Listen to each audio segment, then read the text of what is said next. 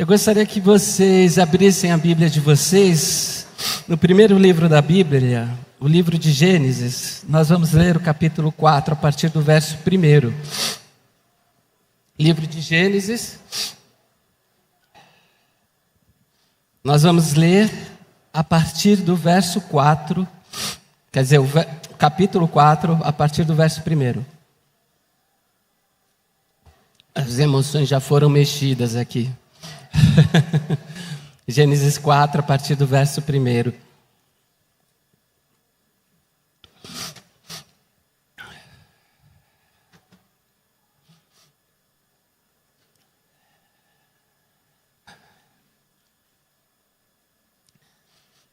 Adão teve relações com Eva, sua mulher, e ela engravidou e deu à luz Caim.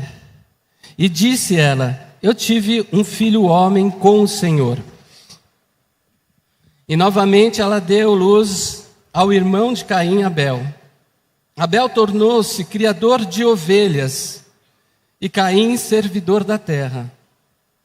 Passado algum tempo, Caim trouxe do fruto da terra uma oferta ao Senhor. Abel, por sua vez, trouxe alguns dos filhotes mais velhos de suas ovelhas e a gordura deles. O Senhor se agradou de Abel e de sua oferta, mas não se agradou de Caim e de sua oferta. Por isso Caim se enfureceu e o seu rosto se transtornou. O Senhor disse a Caim: por que você está furioso? Por que se transtornou o seu rosto? Se você fizer o bem, não será aceito? Mas se não o fizer, saiba que o pecado ameaça a porta. Ele deseja conquistá-lo. A você sua paixão, domine-a. Disse Caim ao seu irmão Abel. Reticências.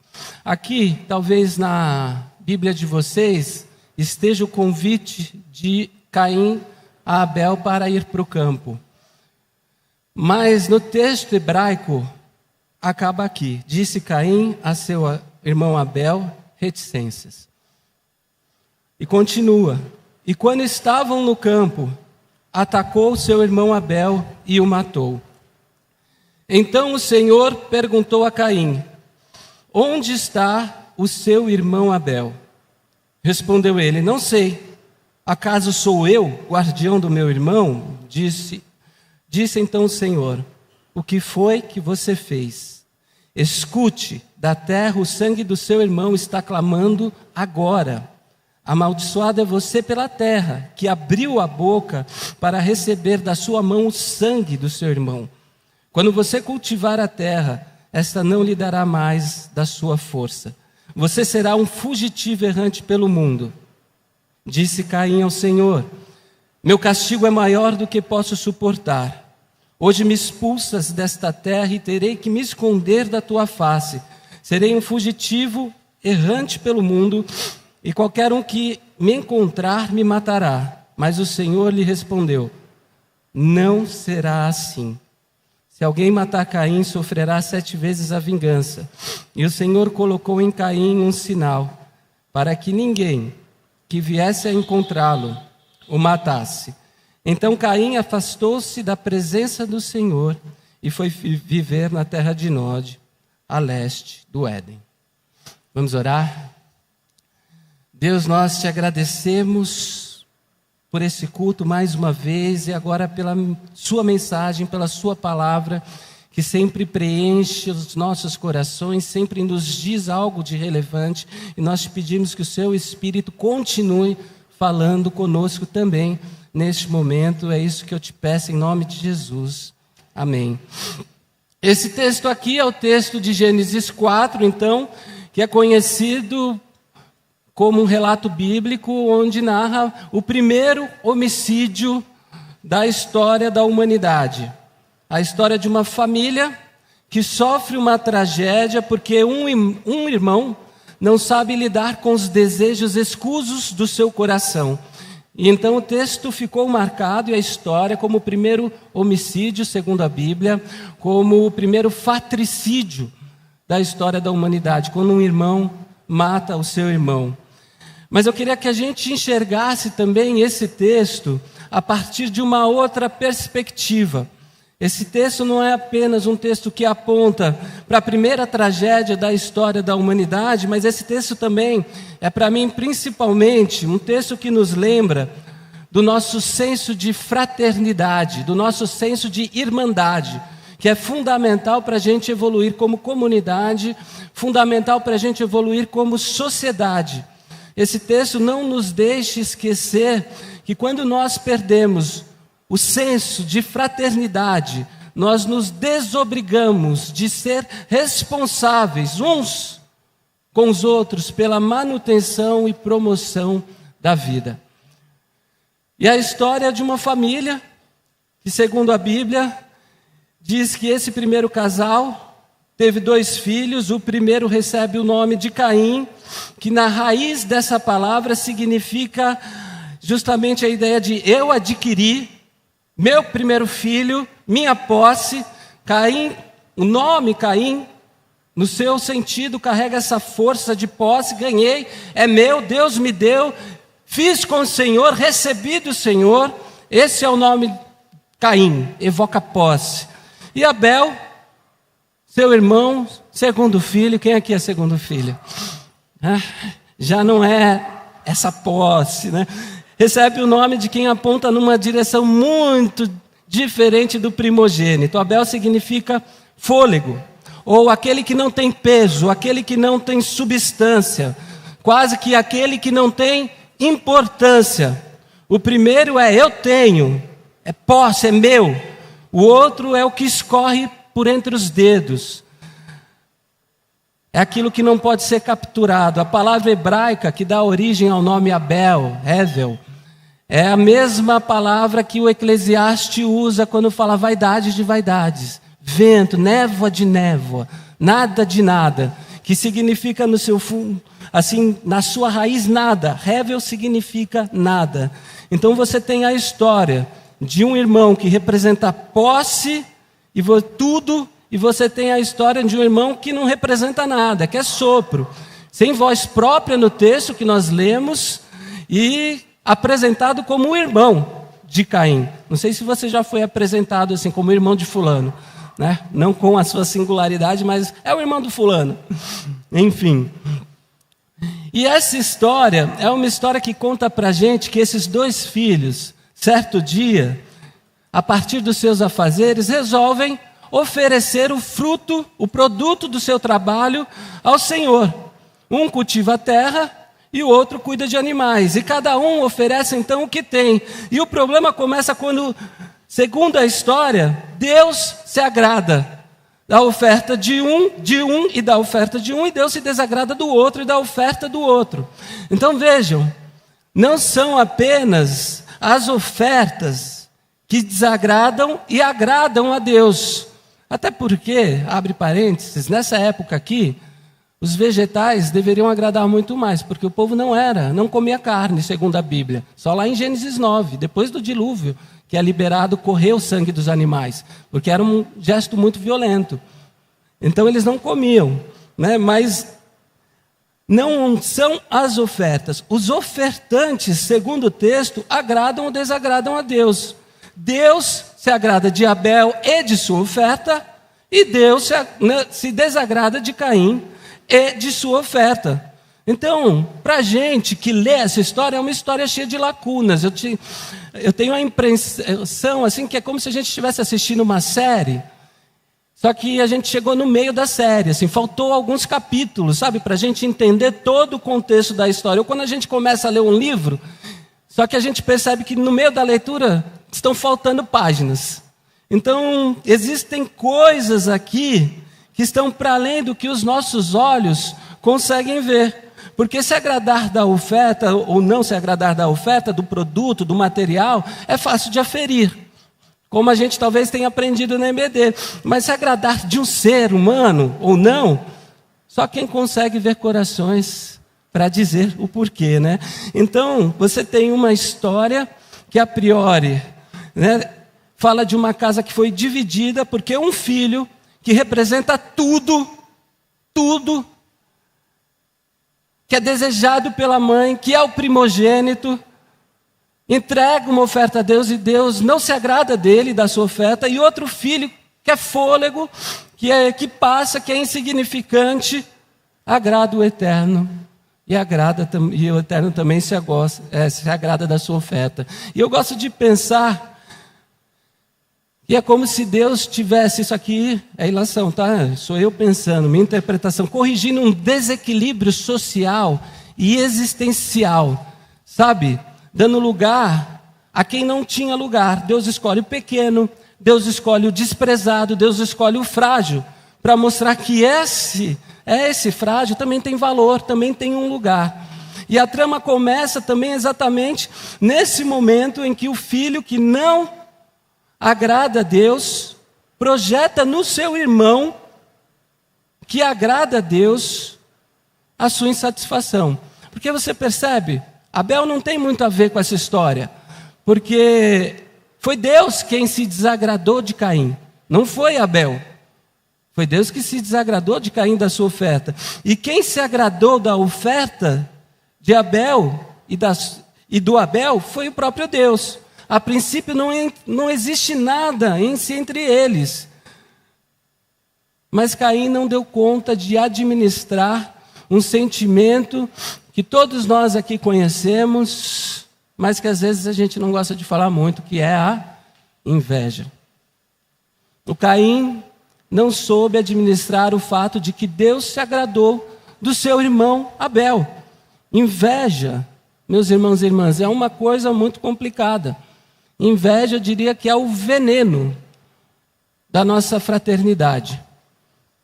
Inveja, esse sentimento pérfido, perigosíssimo, absolutamente humano, e todos nós conhecemos esse sentimento, não porque a gente conhece alguém que é invejoso, mas porque esse sentimento perpassa o nosso coração, né? A gente sempre conhece alguém invejoso, né? Mas ninguém é tão corajoso de levantar a mão e falar, eu também sou, né? Quer dizer, a gente conhece o sentimento, é um sentimento que atravessa o nosso coração, e a gente sabe que se a gente não cuidar muito bem desse sentimento, ele pode destruir a gente, ele pode destruir o outro.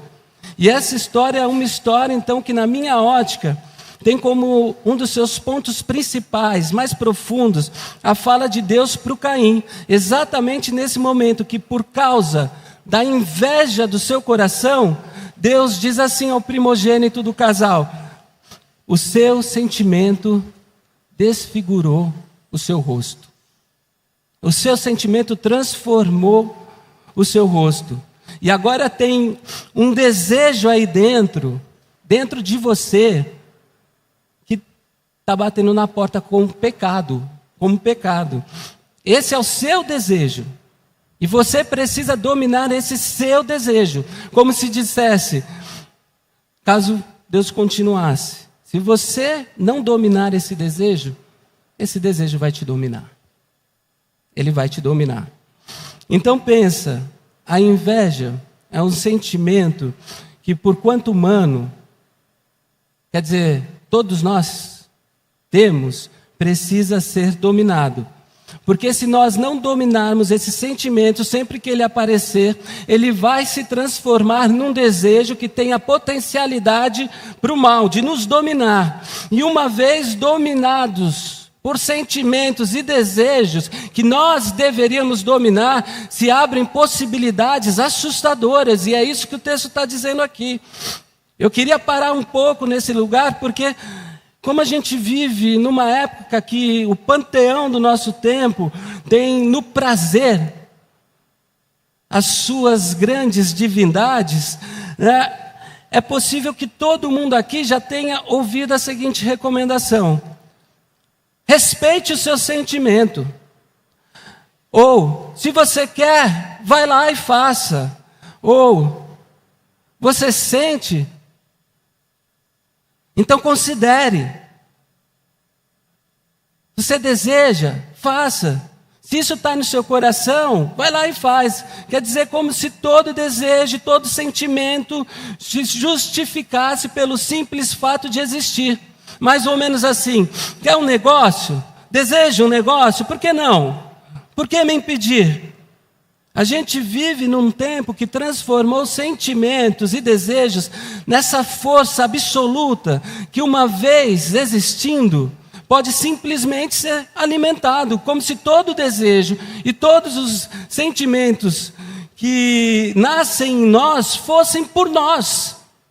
Há sentimentos que nós produzimos, desejos que são nossos, mas que são contra nós. E o que a gente se esquece é que nem todo desejo, nem todo sentimento, ele vai fazer o bem. E eu não sei se você entende isso, ou entende a partir dessa história, porque por mais que, a priori, esses sentimentos e esses desejos tragam um tipo de justificação, um tipo de prazer, de satisfação, em alguma medida, no médio, no longo prazo, eles nos destruirão ou destruirão a terceiros. E o que Deus está dizendo aqui para Caim é o seguinte: esse sentimento não deve ser respeitado. Esse sentimento já desfigurou o seu rosto. O desejo que está nascendo dele vai dar ruim. E está batendo na porta, domínio. Não respeite, ele não é por você. Então eu quero repetir, uma das grandes lições dessa história para mim, aqui nesse texto, está exatamente nesse lugar. No momento em que Deus olha para um homem, em que Deus olha para um ser humano e diz assim: cuidado com aquilo que está dentro de você. Cuidado, há coisas dentro de você que não merecem ser alimentadas. Fica aqui, para vocês, para mim, essa lembrança. Há coisas dentro da gente que não devem ser alimentadas, porque nem tudo que nasce dentro da gente é virtuoso. E isso não é uma ofensa, isso não é uma pregação moralista, isso é só uma lembrança de que nós somos seres humanos, e isso faz parte da nossa humanidade. Nós somos pessoas muito bacanas, nós somos pessoas muito legais, nós oramos, nós batalhamos juntos, nós ajudamos os outros, mas nós não somos somente nascedores de coisas boas e maravilhosas. Não somos. Algumas das coisas que nascem em nós, a partir de nós, são assustadoras.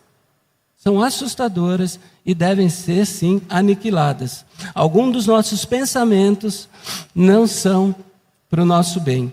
Alguns dos nossos planos não são os melhores. E isso não tem a ver com esse contraste entre bem e mal em absoluto, sabe? Porque quantas vezes você já teve opiniões que você pensou estar certo e ouviu opiniões contrárias de que não estava certo, e de repente você ainda bateu o pé, mas no fundo você já sabia que não estava certo, e que aquilo que você estava defendendo, achando que era bom, achando que era certo, não era. Não era. E aí veio alguém e trouxe uma outra perspectiva, e essa perspectiva revelou um outro olhar sobre a situação para você. Então está aqui Deus dando um alerta para Caim, mas está um Deus também que não impede um camarada de seguir seu rumo. Porque o fato desse Deus se apresentar na história como um Deus soberano, não quer dizer que ele tenha nós como fantoches, como um outro pastor fez aí recentemente. Não é como se Deus pegasse a nossa mão e nos usasse como fantoches. Não, esse texto fala inclusive, por não sermos fantoches de Deus, que nós temos que ter um senso de responsabilidade. Deus está olhando para o Caim e está dizendo assim: faça auditoria dos seus sentimentos. Faça auditoria dos seus sentimentos, pense melhor, reflita, mas depois faça as suas escolhas. Eu não vou te impedir. Veja, Deus não coloca uma mão na frente do Caim e fala: não, não vai. Não faz, não faz. O Caim está ali, com seu desejo dentro de si, e ele precisa discernir e precisa decidir o que vai fazer com aquilo, pensando em si e nos outros. Mas a história diz que o coração do Caim já estava capturado, dominado por essa incapacidade de lidar com o fato de que o seu irmão foi aceito. O irmão que não era nada foi aceito. O irmão que era insignificante foi aceito. Meu irmão é nada, é Hevel. Por que que ele foi aceito enquanto eu sou essa pessoa da posse? Eu fui criado pelo Senhor. Eu fui adquirido pelo auxílio do Senhor. Eu sou o presente da família. E Deus escolhe esse nada. Vai nada. Não vai. E aí eu acho que é um ponto interessante que o texto fala, que foi quando eu parei a minha leitura. Porque o texto no original no hebraico diz que Caim falou ao seu irmão Abel e reticências. Não existe fala. No texto do hebraico, é como se Caim pudesse falar, mas não falou. Caim pudesse dialogar, mas não dialogou. Caim pudesse fazer alguma coisa que não violenta, a partir da linguagem, mas decidiu não fazê-lo. E é interessante, porque quando Deus questiona Caim, Caim não responde a Deus. Parece que Deus está questionando justamente para Caim falar. Sabe o salmista, quando esbraveja todo o seu ódio? Sabe quando você fala para Deus, parece que Deus está fazendo esse movimento. Seu rosto se transformou, o pecado está à porta, domine. O que está aí dentro? E Caim não fala. Como se Deus estivesse encorajando o Caim a usar a linguagem para expurgar os sentimentos, como se fosse uma panela de pressão e a linguagem fosse essa saída da pressão para a panela não explodir, sabe? Caim se emudece, onde deveria haver palavra, e mesmo ao lado do seu irmão houve um abismo. Você deve estar se perguntando, um parênteses, por que na minha Bíblia está então um convite para ir para o campo? Porque foi pego da Septuaginta, um texto que foi traduzido para o grego, do hebraico para o grego, e da Vulgata, do grego para o latim. E lá você tem esse convite, mas no original hebraico você não tem. Então, em algum momento, alguém achou que estava faltando alguma coisa ali e colocou. Né? Algum momento da história, da interpretação da Bíblia cristã. Né? Mas o fato é que não houve palavra. E o que não chega nos lábios, chega na ponta dos dedos. Porque é verdade que a linguagem pode machucar bastante. E Tiago fala, toma cuidado com a língua aí, com aquilo que você fala. Mas é verdade que a linguagem é um recurso que Deus deu para a gente criar diálogos e se entender, e que não, para não acabar como acabou a história desses dois irmãos. Caim permanece mudo e as suas mãos falam por ele. A linguagem, meus irmãos e minhas irmãs, é um recurso para lutarmos contra a nossa violência ou contra os nossos desejos que podem se tornar violentos e que nos habitam.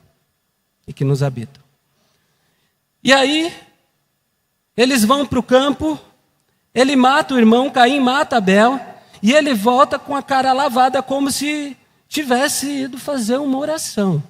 Dá vontade de falar, caiu um raio na cabeça, né? Cara lavada. E aí Deus chama de novo Caim para uma conversa. Porque vejam, a história também coloca isso sobre a mesa. A gente acha que ninguém vê. Mas primeiro, a nossa consciência vê. Existe um poema do Victor Hugo sobre Caim. E Caim mata o irmão e ele vai fugindo até se enterrar. Ele enterra a si mesmo para fugir do olho da consciência. E todo momento o olho estava olhando para Caim. Até mesmo debaixo da terra. E Deus, o Eterno, vê tudo. Mesmo nos lugares onde não há holofotes.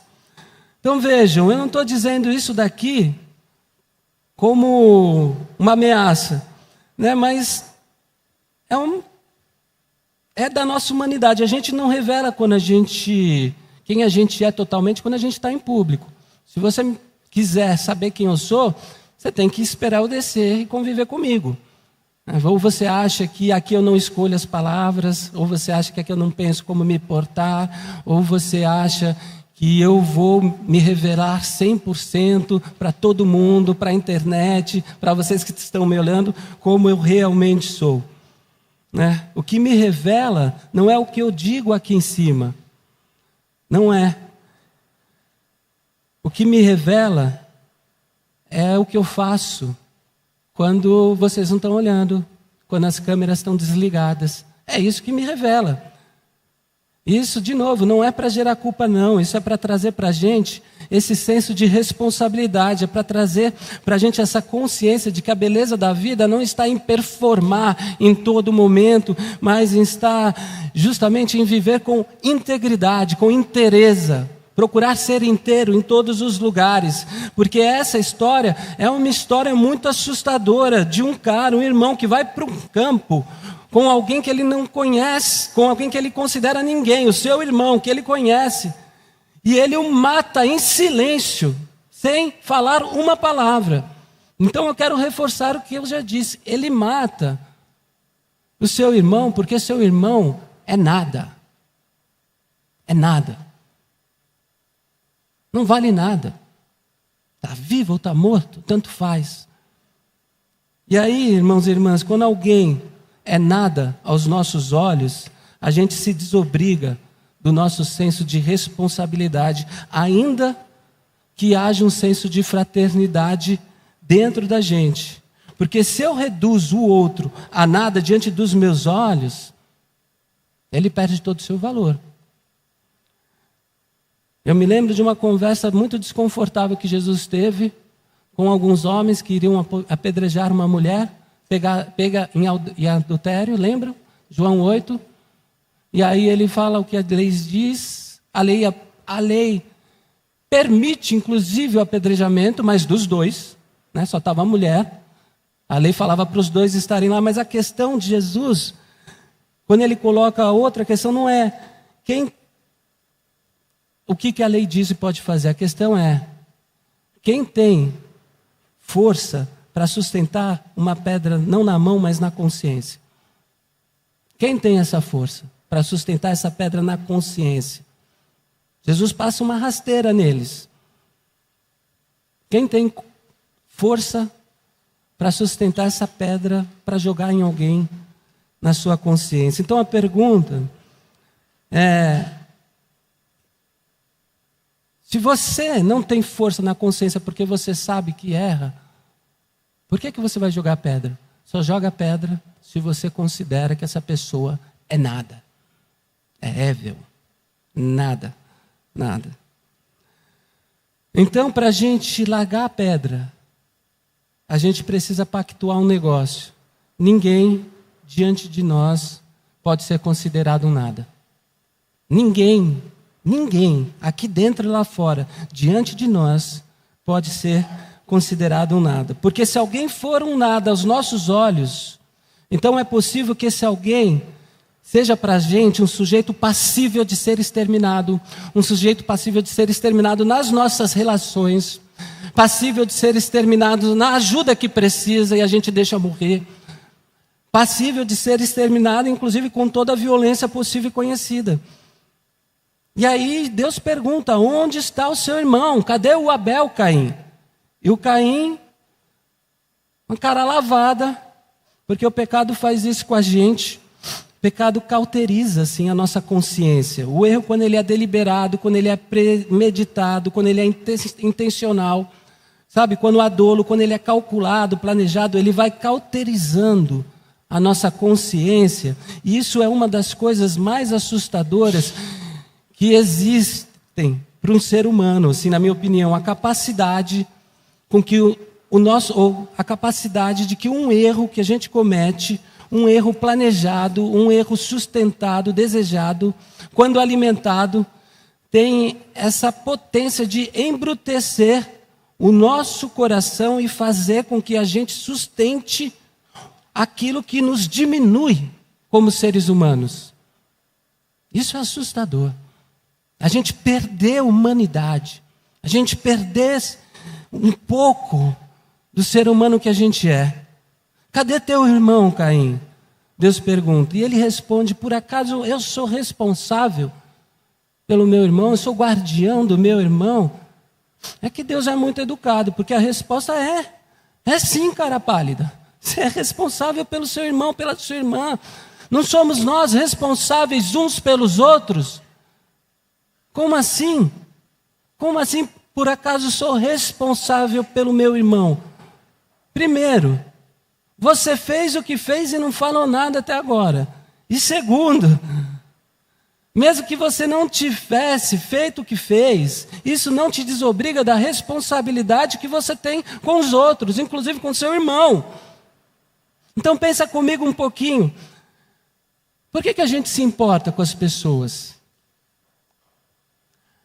Porque mesmo que você veja algumas pessoas como nada, porque isso pode acontecer, mas por que às vezes a gente vê alguma coisa na internet, correndo lá na página do Instagram, histórias de uma mãe, de uma pessoa com câncer, de uma pessoa, e a gente chora e vai acompanhando a timeline dessa pessoa, a narrativa dessa pessoa, e a gente se preocupa, às vezes até ao ponto de escrever uma mensagem, às vezes até ao ponto de enviar um tipo de ajuda. Por que essa notícia mexe com o nosso íntimo? Por que uma fala, às vezes, de um companheiro de trabalho tira a gente da concentração da reunião que a gente vai ter? Porque às vezes, quando a gente passa numa festa e vê pessoas alegres, a gente dá um sorriso também. Por quê? Porque Deus nos fez desse jeito. Nós nos importamos. Nós nos importamos. É que as circunstâncias do embrutecimento do nosso coração levam a gente a se importar menos. Ou o cuidado que a gente tem com o nosso coração leva a gente a se importar mais. Mas o nosso DNA está ali. Deus nos fez fraternos. Deus nos fez desse jeito. Então, quando Caim diz: por acaso eu sou o guardião do meu irmão? O Caim, ele não está se revelando como um ser humano no seu estado bruto. Por quê? Porque o ser humano no seu estado bruto, no mais primitivo, ele é fraterno. Ele foi criado com isso. O que Caim está demonstrando aqui, ou revelando, é onde o humano pode chegar em sua desumanidade quando se afasta da forma do ser humano que ele deveria ser e da forma que Deus o criou para ser. É isso. Então, sabe quando eu não me responsabilizo para com o meu irmão? Quando eu me distancio da versão de ser humano que eu deveria ser. E vou me distanciando dessa maneira como Deus me fez. Vou me desumanizando. Aliás, o pecado original é isso, outro parênteses. Quando falam que Adão e Eva comeram o fruto, porque a serpente disse que queriam ser igual aos deuses, é justamente negar a sua humanidade. Eu não quero mais ser humano como tal. Eu quero ser Deus. Eu quero ser mais. Eu quero ser a posse. E os outros diante de mim serão nada. Porque o jeito que Deus fez a gente para ser é o jeito que me faz, em alguma medida, ser responsável por todo mundo. Por todo mundo. E o que é radicalmente diferente, e isso a gente precisa entender, é diferente de eu querer bancar a vida de todo mundo e resolver o problema de todo mundo como se eu fosse salvador ou salvadora de todo mundo. É diferente. O que eu estou dizendo tem a ver com reconhecer que sempre que nós estamos diante de qualquer pessoa, de qualquer um, diante da humanidade como um todo, sempre, nós estamos diante da humanidade, dos nossos irmãos e irmãs. Inclusive um comentário do Talmud diz que se Deus criou a humanidade em uma pessoa só, em um só ser humano, foi justamente para a gente saber que quando a gente mata um ser humano, a gente está matando toda a humanidade. E isso não foi diferente do que disseram os judeus pós-Segunda Guerra. Quando eles falaram, não foram 6 milhões de judeus que morreram, mas foi um judeu que morreu 6 milhões de vezes. Entende? Nós estamos carregando a humanidade. E eu me lembro de uma poesia que eu aprendi com a minha mãe, só o final dela. E eu não sabia que ela estava dentro de um outro contexto, porque a gente acabou romantizando, talvez você conheça, mas é de um pastor alemão que viveu no século XVII. Diz assim: nenhum homem é uma ilha isolada em si mesmo. Todo homem é uma parte do continente, uma parte do todo. Se um torrão da terra for levado pelo mar, a Europa toda fica menor, como se fosse um promontório, como se fosse a casa dos teus amigos ou a tua própria. A morte de qualquer homem me diminui, porque eu sou parte da humanidade e, portanto, nunca procure saber por quem os sinos dobram. Eles dobram por ti. Quer dizer, não tente saber quem é mais importante, para quem os sinos estão tocando. Ele está tocando para você, como está tocando para o seu irmão. Nós fazemos parte de um todo que a gente chama de humanidade. E é essa consciência que a gente não pode perder. E foi isso que o Caim tentou subtrair de dentro de si, quando eu disse a Deus: por acaso sou eu responsável pelo meu irmão? Eu penso assim, em relação da minha cabeça, né? Essa resposta é você que tem que dar, meu irmão. É você que tem que dar, mas Deus fica em silêncio. E depois diz o seguinte: o sangue do seu irmão está clamando da terra. E eu quero que você saiba o seguinte, Caim: quando você agora cultivar a terra não vai dar a você mais toda a sua força. Você fez o que fez e abdicou da sua responsabilidade para com seu irmão. Você não soube controlar o desejo do seu coração. E agora você vai ser um errante, um fugitivo. E o que Caim faz depois que ouve isso? Em vez de ele dizer: misericórdia, Senhor, tem piedade de mim, ele não assume o BO, ele se faz de vítima.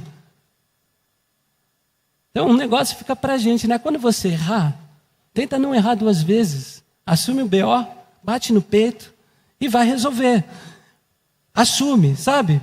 Em vez de tentar dar uma invertida, igual o Caim faz aqui para Deus, ele: agora, Senhor, eu não tenho mais para onde ir, eu vou ser sempre fugitivo, eu não vou mais ver tua face. O Caim dá uma invertida aqui: todo mundo agora vai me perseguir, eles vão querer me matar, etc, etc. Senhor, o Senhor sabe como está o meu coração. Se o Senhor soubesse como está o meu coração. Foi no meio de uma confusão, sabe? Estava tudo muito confuso, foi muita coisa acontecendo. Aí eu me lembrei da fala de um outro rabino carioca vivo, que disse assim, o Newton Bonder, que diz em um dos seus textos: os outros a gente julga pelos atos, a nós mesmos a gente julga pela intenção, né? Quer dizer, os outros a gente quer que eles paguem, porque a gente viu o que aconteceu. É isso. Agora a gente, diante dos sentimentos, daquilo que a gente fez, a gente fala: não, mas estava tudo tão confuso. Você precisa ver como está o meu coração, né? Enfim. Então Caim tenta dar uma invertida. Como é que vai ser minha vida agora? E aí, meus irmãos e irmãs, Deus é tão bom que Ele diz assim: Caim, meu filho, eu vou colocar uma marca em você. Uma marca da graça de Deus. Vou colocar uma marca. Se fizerem alguma coisa, ou se intentarem alguma coisa contra você, eu te protejo. Eu te protejo. Para mim essa marca é essa marca dessa cruz, já, da graça de Jesus, que vai ser revelada depois para a humanidade, mas que Deus está colocando ali em Caim. Deus protege Caim. E ainda bem que Deus protege Caim, né? Porque assim a gente tem a certeza de que Ele protege todos nós, né? Porque nós também somos um pouco de Caim. Porque a gente pode nunca ter feito, espero que não, mas pode acontecer. A gente pode nunca ter feito exatamente o que Caim fez, mas a gente fez coisa bastante para que a gente, nas conversas com o Eterno, com o nosso Deus, tentar dar umas invertidas às vezes e dizer, né? Agora, Senhor, esse castigo é muito pesado para mim. Não foi tudo isso. Eu não tive a intenção. Né? E todas as vezes que a gente, na insanidade de um coração duro, disser para Deus, isso é pesado demais para mim, sabe o que a gente vai ouvir lá no fundo? O que o Caim ouviu. Foi um erro, mas a minha bondade, a minha misericórdia também vão acompanhar você. Eu vou colocar uma marca sobre você. Isso é escandaloso para a gente que é ser humano, mas é Deus falando. Então, porque esse mundo vai para frente, ou porque ele não se consome por inteiro diante da maldade, da perspectiva divina, não é por aquilo que a gente faz ou por aquilo que a gente deixou de fazer. Esse mundo ainda continua indo para frente. A gente pode esperançar, porque Deus é tão gracioso, que mesmo a gente sendo quem a gente é, Ele está pactuado em proteger a nossa vida. E Ele provou isso na cruz. Em nos guardar, em nos oferecer compaixão, em nos oferecer misericórdia. E esse é o poder desse evangelho de nós. Que tira a violência de dentro da gente e coloca uma marca de graça. É o evangelho. Então a pergunta não é como que Deus vai tratar, porque a gente às vezes se incomoda tanto com Deus, e tudo bem, é importante, porque quando a gente peca contra o outro, a gente peca contra Deus também. Mas a questão aqui não é como Deus vai tratar a gente, porque a gente tem a graça. A pergunta é, o que a gente faz com o outro? Como que a gente vai tratar o outro? Essa história é uma história que ajuda a gente a pensar naquilo que a gente faz com o outro. E eu acho que uma das coisas mais bonitas que a gente tem na igreja, nessa vivência de igreja, é esse senso de fraternidade, em que a gente erra muito nesse senso, é verdade, mas que a gente tem, que a gente carrega, às vezes muito mais no discurso, às vezes na prática também. Isso é muito bonito quando acontece, se realiza, mas existe isso. Mas existe uma outra dimensão de fraternidade que a gente aprende, inclusive, com a palavra de Deus, e que não tem a ver com a fraternidade que a gente ganha na fé, mas com a fraternidade da raça humana. Nós não somos fraternos apenas porque nós partilhamos da mesma fé e estamos aqui juntos. Não. Nós somos fraternos porque todo ser humano, aqui de dentro e lá de fora, foi feito pelo Criador. E são irmãos e irmãs, sim. Não são criaturas, são irmãos e irmãs, sim. Porque quem tem Deus como pai não escolhe o irmão ou a irmã que vai ter. É a humanidade. É pai de todo mundo. Quando Jesus vem para morrer por todo mundo. Se quer continuar, se quer entender a mensagem ou não, é outra coisa. Mas é todo mundo irmão e irmã. Essa é uma dimensão da fraternidade que às vezes a gente perdeu no curso da nossa história. Então, o que significa o nosso senso de responsabilidade? Nosso senso de responsabilidade com o outro significa que a gente não é responsável somente com os que estão aqui, partilhando da mesma fé, professando da mesma fé, mas que nós precisamos de uma consciência de que nesse mundo, iguais ou diferentes de nós, todos nós fazemos parte de um mesmo contingente. E aí não importa, hein? Eu estou tocando numa coisa aqui que talvez seja um paradigma para você. Eu quero muito bem que você entenda. Não importa se for de outra religião, não importa se for de ateu, não importa se não for da mesma orientação sexual que a sua, não importa. São filhos de Deus e precisam ser vistos como tal, parte da nossa humanidade. Mas... Então, para isso não tem mais. Você pode julgar moralmente, etc. Faz o que você quiser na sua consciência. Mas o que você faz na sua consciência não desautoriza ou não desvincula essa pessoa de ser filho ou filha de Deus, desse Criador. Um texto que ficou muito conhecido por um outro pastor alemão, no contexto da Segunda Guerra, um pastor alemão que serviu à igreja alemã na Segunda Guerra Mundial. A igreja alemã foi aquela que apoiou o nazismo, apoiou Hitler na Segunda Guerra Mundial, e depois ele se desvinculou e foi para a igreja confessante alemã, junto com Bonhoeffer, que foi um dos que participaram de um plano, de uma conspiração para matar Hitler, que deu errado e morre enforcado. Mas esse pastor que começa, então, apoiando Hitler, e depois passa de perseguidor a perseguido, porque vai e passa a combater Hitler, e participar da conspiração contra Hitler, na Alemanha, ele escreve o seguinte, talvez seja muito conhecido, é um texto conhecido, você já deve ter ouvido.